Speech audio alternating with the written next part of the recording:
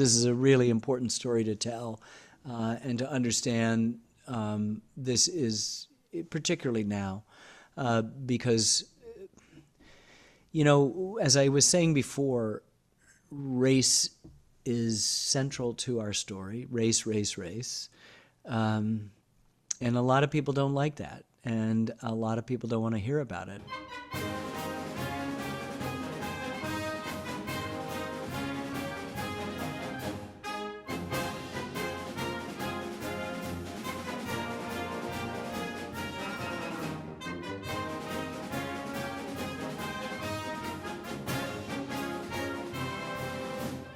Hi, welcome to the End Game. I'm Tom Shanahan, and my co-host pinch hitter today is John Gliona. He's zooming in from the San Francisco area. My usual co-host Herman Bulls couldn't make it today. John is a great writer, great journalist, and will have lots of insight on this subject, I'm sure, because he's dabbled in the movie business too. John, before I introduce Bob, let me tell people your website is John. John was a longtime writer at the Sports at Los Angeles Times. John and I worked together in San Diego before that at the San Diego Tribune. Played a lot of golf at Torrey Pines. John has a website called johnsgliona.com, and he has a new book coming out called No Friday Lights. Tell us a little bit about that book, John, because not very many people could write that type of story. Well, it's football on a very simple level. I went to a small town in northern Nevada a couple of years ago, and in these days where college football's become a business, we know the NFL's long ago been a major business. I wanted to go back and see how football was played at a high school level in the middle of nowhere. And so I spent a season with a Native American, a Paiute, mostly Paiute dominated football team. And as they struggled to get enough players and to have a season. And so the book is entitled No Friday Night Lights, uh, um, Reservation Football on the Edge of America. But Tom, as you have always done as a sports writer, you know the real good stories. You hit pay dirt. I want to talk about Bob's life here, and let's get started talking about what an era it must have been for you to grow up as a young man in the South during an era where the KKK was alive and well, and you were following your instincts to become an athlete on teams that would further your career, but not everybody was sort of look in your corner, and so this is a story we're going to talk about today. But Tom, take things away. Okay, well, my new book is The Right Thing to Do, and the focus of my research is about a college football integration. And I first started out talking about Michigan State leading the way under Duffy Daugherty with his 65 and 66 teams. And then I began to realize Duffy Daugherty's assistant coaches spanned out across the country and did what Duffy did, which was ignore quotas that existed in college football. Schools, including USC, they didn't want more than a half dozen black players. Duffy ignored all those quotas. And then that helped open the doors in the South. But a lot of the times, the black players were on their own. They might have only been the only black recruit in the entire class. But unfortunately, a myth has overtaken college football that Bear Bryant waved his wand in 1970 when he invited USC to Alabama in 1970. And that was the end of segregation. But there were a lot of guys paying a stiff price to open the doors to get to 1970, make that game possible. And one of them is our guest today, the great Bob Grant from Wake Forest, and grew up in segregation in North Carolina. And Bob, I want you to start out talking about how you grew up playing in segregated high school football. One of your friends was Jimmy Ray. who was the South's first black quarterback to win a national title at Michigan State. And Michigan State was a North Star for a young black kid like you. And that was your original plan, right? To go to Michigan State on the Underground Railroad. Actually, I had signed to go to Michigan State. I had accepted the scholarship from them. I was going out of North Carolina, and Jimmy Ray was going out of North Carolina. But at that time in the South, the way that things usually went, if you were a pretty good black athlete, you would go to what we refer to now, you would attend one of the HBCU schools of Grambling, Florida A&M, Jackson State, North Carolina A&T, whereas there was not a white face on campus, period, much less think of the teams. You have to remember, if you look at think of the dates, it was just a couple of years before that James Meredith finally got in down at Ole Miss with the National Guard escorting them. So what we had at that time in the South was we had apartheid in the South. It's impossible for anyone today to appreciate the entire situation. You can see as many movies as you want. You're not going to be able to appreciate it. The Ku Klux Klan in the South at that time was a reality, and they had great power in the South at that time, politically, religiously, and on all other different levels. But not to go on and on with this. Jimmy was the first black quarterback, and he and I were boyhood friends and rivals. And by the way, we never beat him. We beat him up. Physically, we beat his school up every year. But Jimmy was such an intelligent and smart player that we never, in 4 years, we never won a game. He beat us 4 years in a row. Yeah. He went up to Michigan State, which took him out of the South. But let's go back to your senior year, 1964, Georgetown High School in Eastern North Carolina. You're getting ready to go to Michigan State, and your high school coach comes to you and says he's been contacted by the Wake Forest coach, Bill Tate. And what we have to also remember nowadays, back in your day, the high school coach was a big influence on an athlete. Now it's NIL and all this other stuff. So when your high school coach talked to you about the history you could make at Wake Forest, you listened, right? Walk us through that. Well, I was determined to go to Michigan State because Duffy had sold me on Michigan State just by telling me all of the guys that he had there who became friends.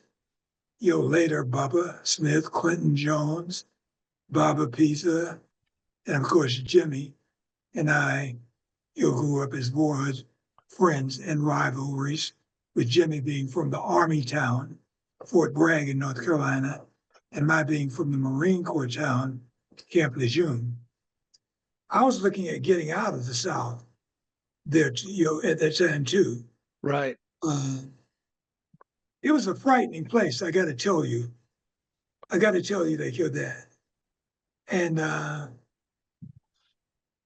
we'd had encounters with the Klan. And at that time, the Klan was not just talking the way that you may see in movies right now. They had demonstrated for many, many years that they would follow through on the threats that they were making. When they spoke, they meant it.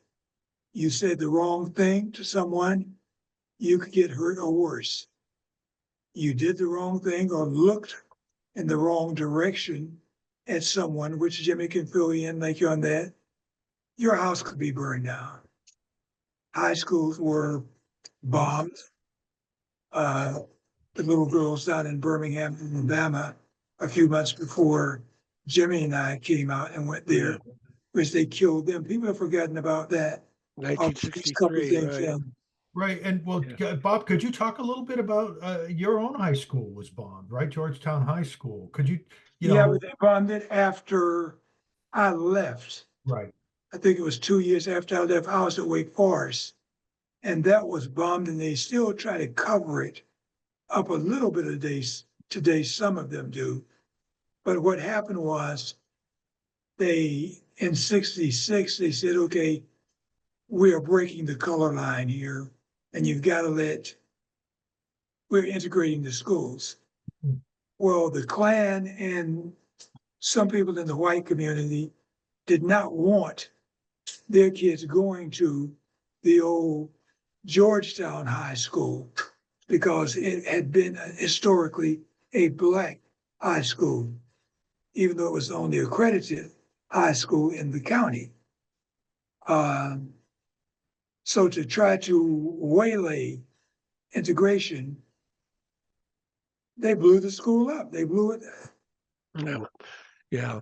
But let's talk about the conversation you had with your coach, Gideon T. Johnson, that you had a chance to make history and open doors for future black athletes if you took this big chance going to Wake Forest. Um, Because that was a well, big I that wasn't was a going. big step for He you to called. take.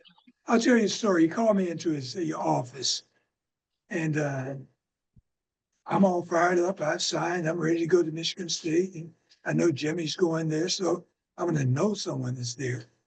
So he calls me into his office, and he had huge black man, 300 and some pounds, one of the first men to go into the United States Marine Corps when they integrated the Marine Corps. And those guys were my high school coaches and his staff. So he calls me in and he says, "Come over here, young lad." And said, "Yes, sir." I walked in. And and that gentleman was yes, sir, and yes, ma'am. To grow up. So especially your high school coach, the most respected person in the county were the high school football coaches. Yeah. So he pulls out a picture and he shows it to me and he says, have you decided what you're going to do? I said, "Yes, sir." You know what? About school. And I had around 40 offers from all over the country, scholarship offers. So I says, "Well, coach, I'm going to go to Michigan State because I think they're going to win a national championship.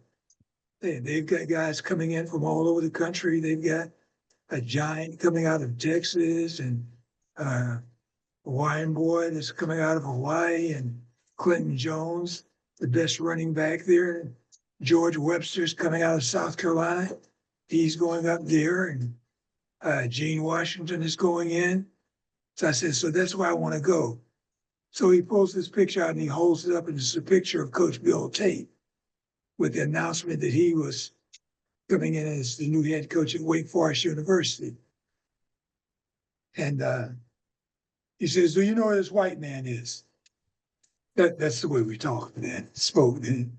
"Do you know who this white man is?" And I told him, "No, I don't really know. You know very many white men." And he said, "This is Coach Bill Tate. And he's coming in as the new head coach of Wake Forest." And I'm thinking, Wake Forest? I can't go to Wake Forest. I'm black. They, they don't have any black players. He says he and the president have decided that they're going to be the school in the South that is going to break the color line, in football. Says, Darrell Hill transferred from the Naval Academy last year into Maryland and for 1 year, but he transferred from one university to another one. And Darrell got 1 year in. He says they're really ready to integrate now. They're going to break this color line. So I said, "Well, what's that have to do with me, coach?" He Sir. said, "This is where we are going. I'm thinking to myself, this is where we're going. You understand? But I didn't say that. I wouldn't dare say that because he had a left hand that he wasn't afraid to use that was better than Joe Frazier's left hook. And I said, Coach, I'm going to Michigan State. This is where I want to go. He said, no, no, no, this is where we're going. They're integrating it. And we're going to break this color line down here in the South here now. Yeah. And, And that's the important part for people to understand. There's so much that is misunderstood about college football integration. Darrell Hill, Maryland was in the ACC at the time, and Darrell Hill rightfully gets credit as the first black player at a major school in the South. But as you said, Bob, he was transferred in as a senior. He had gone to two schools, Xavier and Navy, and then went to Maryland, played 1 year. The ground that Wake Forest broke was they were recruiting black kids out of high school. They were the first major Southern Conference school to do that. You, Butch Henry, and a guy named Bill Simon brought in three guys. And William Smith, it was Dr. William Smith. Yeah. I said Simon, yeah, William Smith, right. So talk about that progress of you guys going through college on a all-white campus and what you faced, the kind of abuse you faced from fans and players in games. And Well, because of peer pressure, Tom, I wouldn't say that everyone was a racist or anything like that, but we pretty much were on our own and we hung together and with the other players on the football team, most of whom were from the North. But few of them had ever played with a black player, themselves. We weren't really welcome on campus, not because people were like you and me, but that was the culture of the time. People wouldn't stop to talk with you. You had to watch your eye contact. That was with students and faculty. Faculty made it, like some faculty made it like you're pretty rough on us, like you're academically. Wouldn't give us the grades that we actually earned, et cetera. But there were some people on the faculty. It sounds like a very lonely existence. Well, we had each other. We had each other. And then of the white students on campus, there were about 25 who were not afraid to be seen with us or to stop and talk with us. So about 25 of them. And of course, everybody was scared to death that we wouldn't try to date the white girls, which was like, a major league no-no when we first got there. That was a big, big deal in the South. And you guys know what it was like, story. You could get lynched. Hey, Bob, can you remember any particular uncomfortable situation during your first maybe year as a freshman? Maybe it involved, your attraction to somebody who wasn't black, or was it a cafeteria? I mean, we don't appreciate what it was like for you to walk that campus. Well, it didn't bother me because my grandfather had prepared me. My grandfather was born in Haiti in 1894, and he raised me. And he was a personal friend of champion Jack Johnson, first black heavyweight champion of the world. Wow. And that was his hero. And so that's who I grew up hearing about, champion Jack before. He was the black hero in my life. And my grandpa never missed one. And I'm going to answer your question here. Sure. I didn't give a damn whether anyone liked me or not at Wake Forest. I didn't give a damn whether I was accepted by them or not. What my grandpa told me when I went up there, and my grandmother said, you can't go up there. You can't take that scholarship.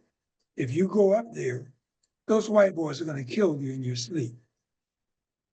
My grandpa said, no, if you go up there and you turn in a championship performance and carry yourself, as a champion in everything that you do, on the field, in practice, in the classroom, he says, before you leave there, he didn't use the word applause. He says, in the old black man, he says, they will be clapping for you and they will be fans of yours. He says, you just do it that way. He was right. I didn't kiss anybody's behind. The president of the school, which Tom president, Dr. Harold Tribble was behind us, had put his neck out on the line. The Ku Klux Klan threatened to come and lynch him, kill him, as they did the athletic director, as they did Coach Bill Tate there. Dr. King and those people would come through to check on us from time to time and take us out, to dinner. But no, I wasn't afraid, and no one ever made me feel uncomfortable because I wasn't there to be liked.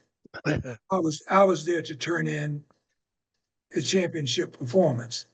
And I did. Bob, could you talk a little bit? I mean, you bring up a good point. That obviously it was very much of a challenge for you to be, one of the few Black students and athletes on this campus. But looking back, I mean, Harold Tribble and Gene Hooks and Bill Tate, they took some gambles themselves, and they were crazy. I mean, they had to be out of their minds to do what they did. At that time in the South, nobody wanted sports integrated. So see, you got to remember, we had just gotten James Meredith down at Ole Miss and had to take the National Guard in with him so that he could go to school every day. Those people were serious. They were still lynching people, castrating people. Yeah. Got one of, like my friend, for those three white men to go out on a limb and say, we're going to integrate it here. They got the letters and the phone calls and stuff too. Believe me, they knew that they were putting their necks on the line, their necks and their behinds on the line there too. They would have killed them. And they were as much at risk as we were. Yeah. And this is the other reason that Wake Forest stands out, because as I mentioned, Maryland did not continue to recruit Black players after this 1 year with Darrell Hill. And in my own personal belief is because I've tried to contact Lee Corso, who was an assistant coach at Maryland and recruited Darrell Hill. And you never hear Lee Corso really talk about what he did at Maryland. And my own personal belief is that's because he knows Maryland didn't follow up after Darrell Hill. Wake Forest did.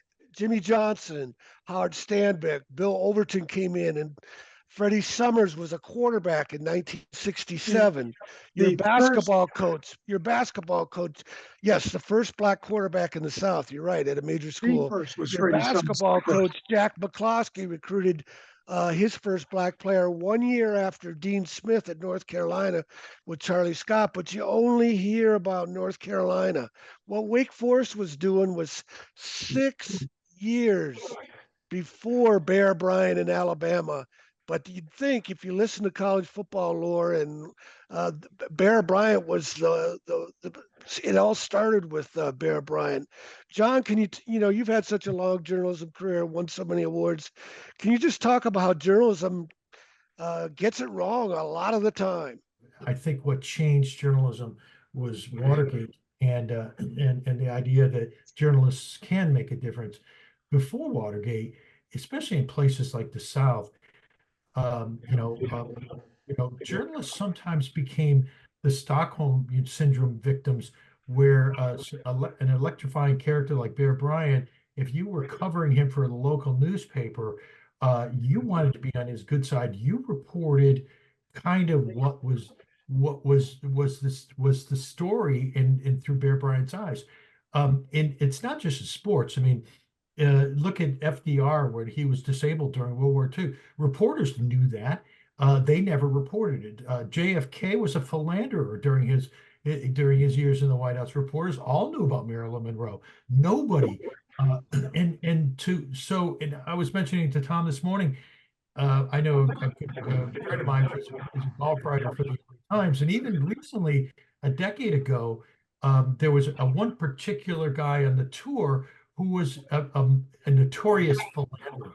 And I asked why don't I read about this? Because and he said you can't write about it because it's a fraternity. So at the Yes. time, this fraternity was especially most of the reporters were white, and so until blacks started to sort of make their way as reporters, obviously there were black reporters for black newspapers, but if you were writing for the Not when I was playing. yeah, probably you The know Pittsburgh Courier was the only black newspaper that you were. You know, we didn't have any black reporters. yeah. And so it's not surprising that, I'm not suggesting that the press get out of jail free card here, but they were part of the culture at the time. And who knows, a lot of those reporters, who knows who was underneath those sheets when the KKK went down the street? It could have been those same reporters. Some, you know, if I mean, in all segments of society, their bigotry and racism was present everywhere. Some firemen were, some policemen were, some doctors were, some school teachers were. It was society. That's just the way that it was. Yeah. And there would be a rare individual who was brave enough to speak up from time to time from many different arenas. They would speak up, but then they could be ostracized and banished from their communities if that. And I'm just going to say, well, he's a nigger lover. Yeah. Why? Just because he said that this young man is a nice, young man and ball player or this or that or something else. It was South Africa to a certain extent. You can't appreciate it unless you lived, unless you were in it. I can tell you about it. They can make all the movies that they want. They can make all the movies on Dr. King, H. Rap Brown, Stokely Carmichael, all those guys I knew, spent time with them, Malcolm, all of those. You can't appreciate it if you didn't live it. Well, Bob, Tom and I talked about this as well. I mean, one of the questions that, Tom has invited you on here to hear your story and to find out, like, how could this have remained a secret so long? So we've talked about why it wasn't reported on during the time by reporters. And, the movie business is its own can of worms. And as, I mentioned it, Tom, this morning, that even to this day, stories that race is a divisive element in some areas. I happen to have a colleague and a good friend of mine who was the producer who brought the movie Concussion to the screen maybe about a decade ago. If you remember that, it was about an African-American physician in Toronto who noticed that there were that older NFL football players at the end of their lives were suffering from neurological issues. And the first one to trace it to all. Got it interrupted. Right. And my friend tells me Dr. Bennett Omalu back on the map. Right. And but let me tell you an anecdote that happened with the studio with the producer. My colleague reached out to the doctor and he talked to him. And one of the studio executives said, "Can we make this character white instead of black? Because I think it would be resonate more with the audience." So here it is 10 years ago, and after the year 2000, where Hollywood's not afraid to sort of like just change a race of a character because they'd be more sympathetic to whoever their audience is. Imagine the movies back in the 50s, 60s. You weren't just going to get the story in Hollywood. You weren't. I should have mentioned this earlier. Bob founded the NFL Retired Players Congress in 2013. But before we get back to that, Bob, I want you to talk about what you guys endured from the fans and opponents Jerry Levias at SMU talked about all the cheap shots he took and even a death threat. His teammates were afraid to stand on the sideline next to him. Yeah. Talk about how bad it was in those early days of desegregation. Well, I give you like you an example. In town, when we were playing in town, we didn't have a lot of problems. On the road, it could get like a little rough. You were down at Auburn, Florida State, Tennessee over to Memphis, or down at Clemson or whatever. Clemson and South Carolina, yeah. Yeah, when you reach the stadium, you might have to get dressed on the bus because you might have guys with pickup trucks out there with the flag, stars, and bars license plates on with shotguns in their back windows, who didn't know how to pronounce Negro. They, they, and actually, if they were really feeling good that day, you could be a Negro. Get them niggers out of here. But once again, these were people who had proven historically castrated one of my friends when I was in high school, a 14, 15-year-old boy.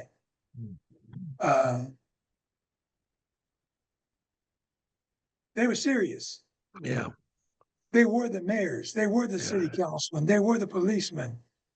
But I mean, you imagine going to a game. Say you're at Auburn and you're just trying to get out of the locker room, or you're going to go to the field, and you're somebody, some fans. You got to go down between them to get to the field. You might have an extra cup of urine. Look around and it somehow ended up in your face, or worse. I could live with that kind of stuff they could do because I wasn't going to be intimidated, number one. But you knew where you were.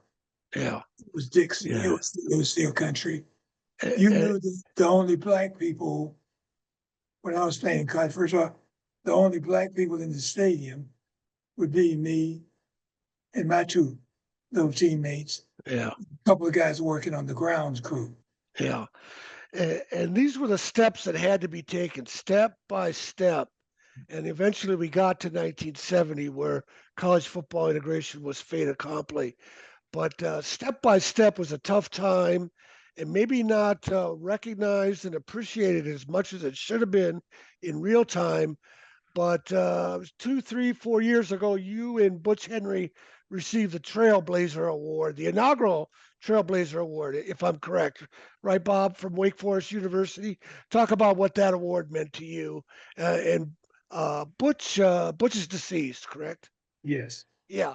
Talk about what it would have meant to him, too, or meant to his family. Well, all of his families did. He didn't live to see it. There you go. And with the new administration that came in at Wake Forest, I don't know, they were kind of shamed into doing it. They were not the same old people that were there, back in our day. They said, we're going to start taking credit for what we did because it's on the record. It was in the newspaper. You can pull it up. It's there. You look at the NFL, history and record of where the players came from. It's part of the record there. So they did it. I appreciated it. But they didn't bother to put me in their Hall of Fame. I think it was for almost 50 years after Brian Piccolo and myself left there. Because there were still some of the old people left there who had the bad attitude and bad blood. So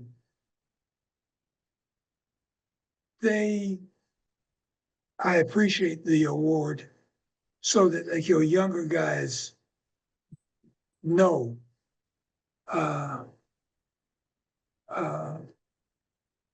LT, and all of those like you guys, Michael Vick, and all of those guys, they know who opened the door for them now because of that award.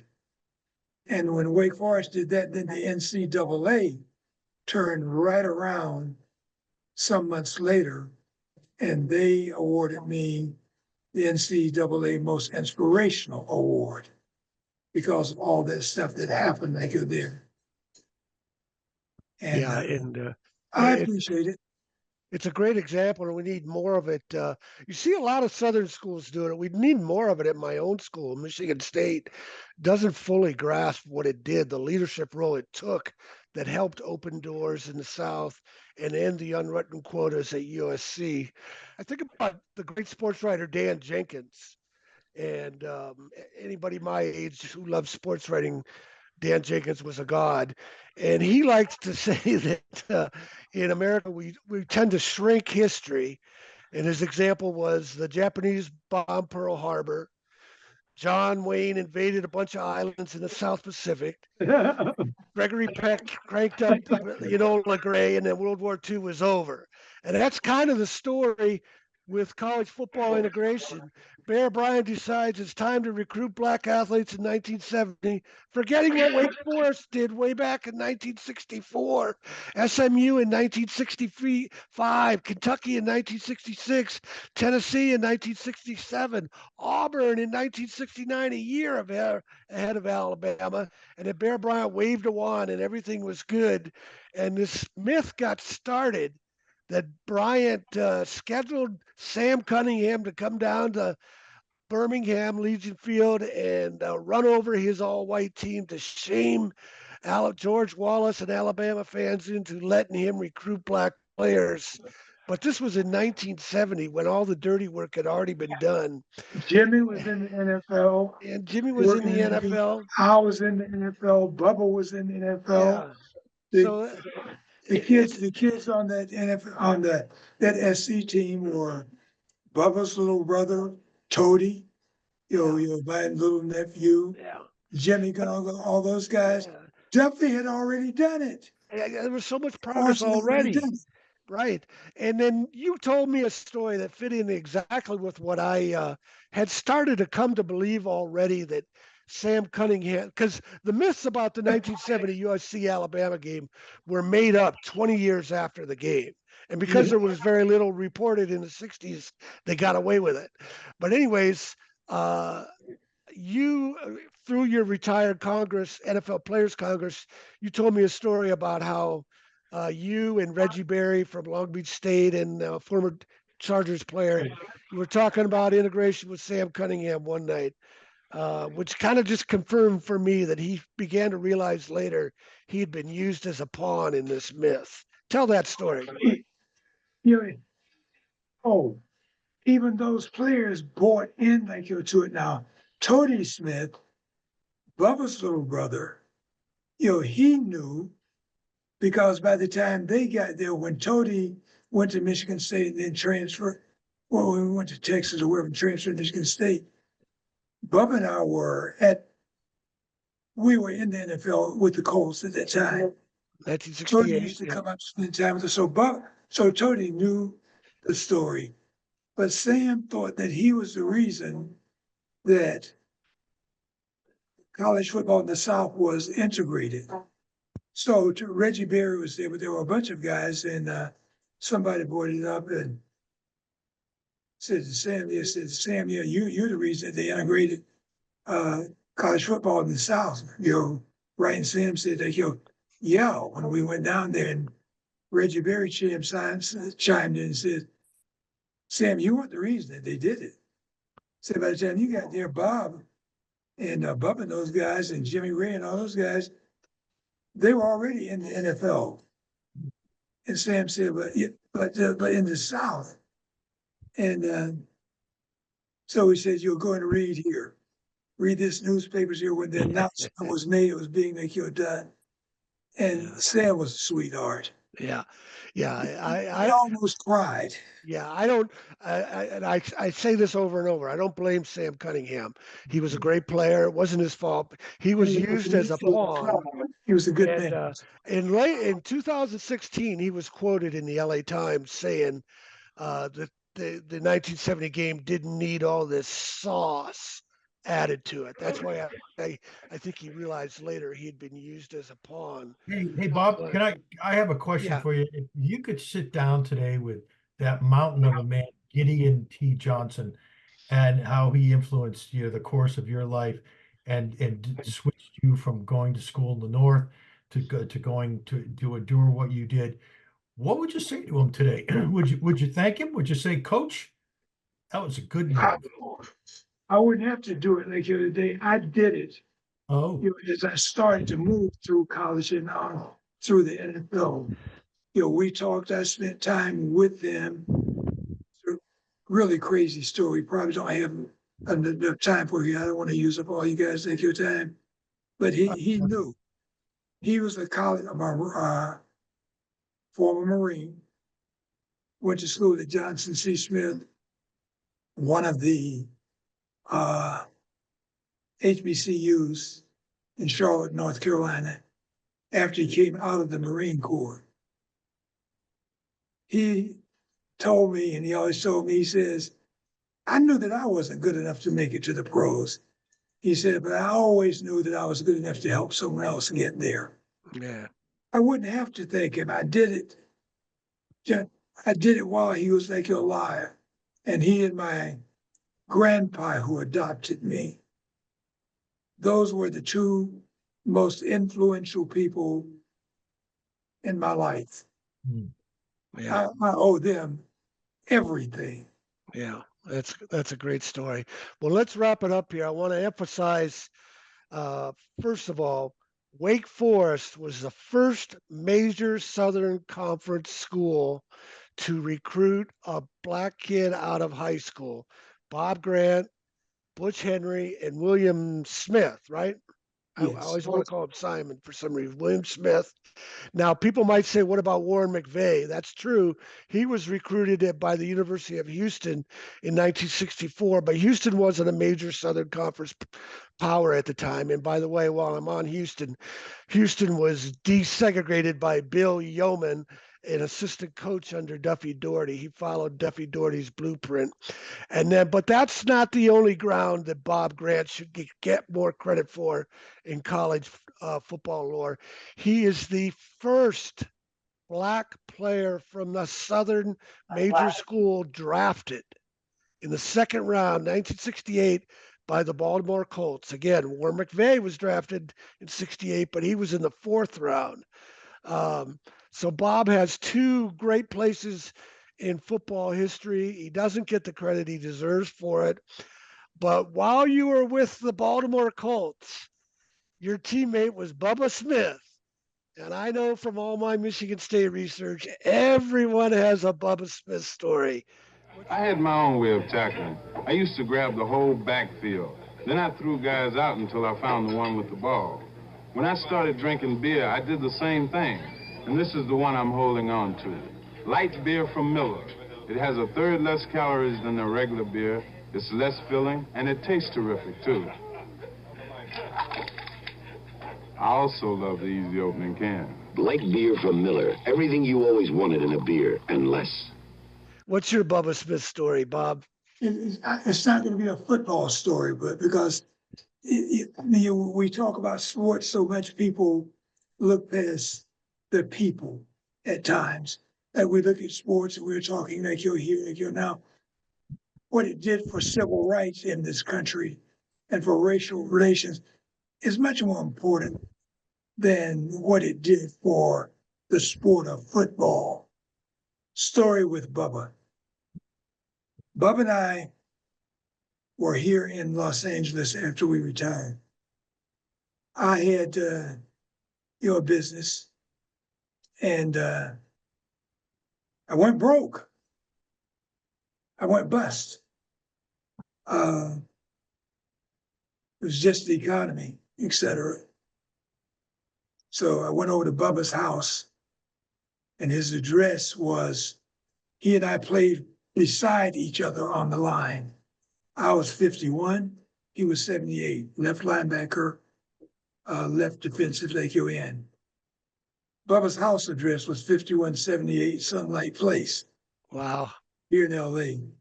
Wow. So I went over and I told him, I said, well, I don't know what I'm going to do. I said, if my business went on and went bust, I said, I don't have any money. I don't know how I'm going to come get back, recover from this. I still had my contacts, but I didn't have the funding to reestablish it. So he said, well, what do you need?